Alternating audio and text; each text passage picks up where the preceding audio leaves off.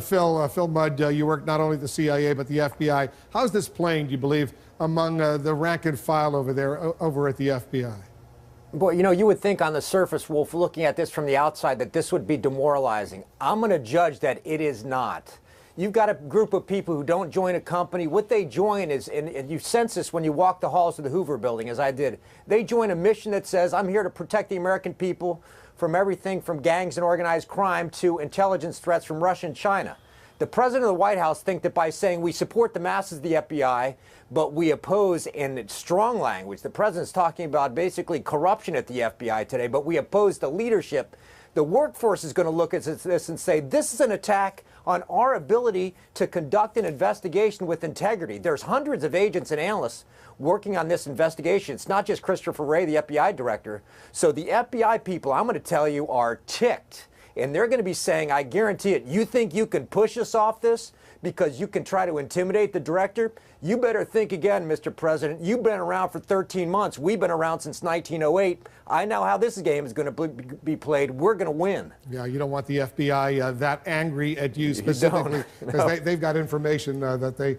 And you know what, Sabrina, let me read to you what the president is around 6:30 this morning tweeted. The top leadership and investigators of the FBI and the Justice Department have politicized the sacred investigative process in favor of Democrats and against Republicans, something which would have been unthinkable just a short time ago. Rank and file are great people, but he's really blasting what he calls the top leadership and investigators of not only the FBI, but of the Justice Department. And that's why the release of this memo has such profound implications. It is not only about the investigation into Russian interference in the U.S. election and paving the way for the president to bolster his narrative that this is some sort of witch hunt, but it also provides him with some rationale to potentially clear out the FBI, to potentially remove the special counsel, to replace some of the senior leadership at both the Justice Department and the FBI with people who are, quote unquote, on his team, because as we've seen time and again,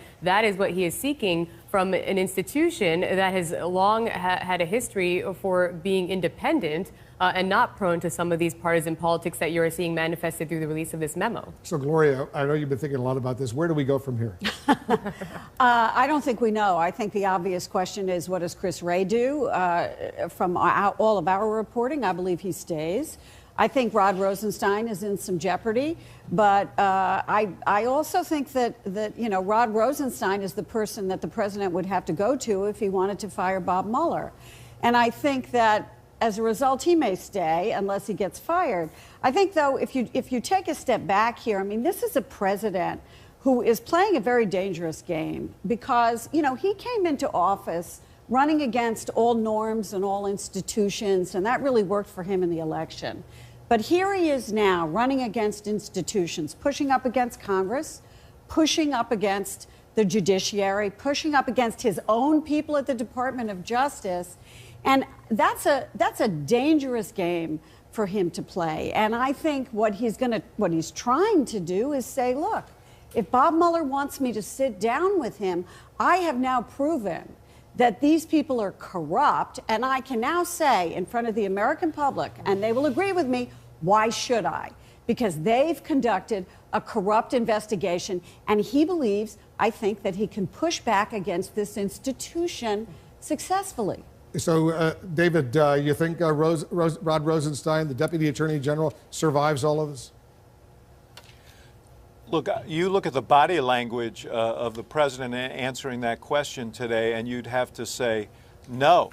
I think if he were getting advice from his lawyers, they would say, do not do that. Absolutely. But, my question is, if the president really believes that this probe is going to a dark place for him, and he has a sense of where that is, he may decide it's worth the risk to try and thwart this by purging Rosenstein and taking the political heat for that.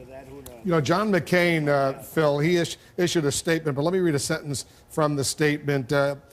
If we continue to undermine our own rule of law, and he really went after the House committee for releasing this document today, we are doing Putin's job for him. As you remember, a year ago, back in January, the U.S. intelligence community concluded that the Russians interfered in the election, and one of the goals, the most important goal, was to sow dissent here in the United States. They've clearly succeeded in that. Yeah, and I would take it a step further. Just in the past 24 to 48 hours, how many conversations have we had about how the oversight committees on the Hill are going to protect the midterm elections? I would take it a step further. They are spending more time on these committees that pledged to investigate Russian interference identified by U.S. intelligence in the last election, spending more time investigating those who prevent Russian interference, that's the FBI, than they're actually speaking about what they're going to do to protect Americans from interference. I mean, you can't make this up, Wolf. Every day I think I'm going to be surprised. Well, Wolf, and it's also worth asking, where are the other Republicans? You know, John McCain is unfortunately desperately ill and probably will not be facing the voters again. Jeff Flake is not facing the voters. The senator from Tennessee is not facing the voters. Where is a single Republican who might actually run for re-election who is saying, why are you attacking the FBI? Not a single one.